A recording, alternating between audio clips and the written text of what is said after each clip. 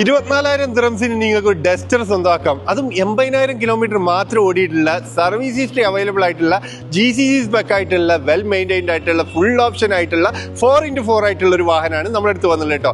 അപ്പോൾ ഡസ്റ്റർ ഒക്കെ നോക്കുന്നവർ, അതും ഒരു SUV 2018 മോഡൽ വരുന്ന ഈ വാഹനത്തിന് നമ്മൾ ചോദിക്കുന്നത് വെറും 24,000 ദിറംസ് മാത്രമാണ്.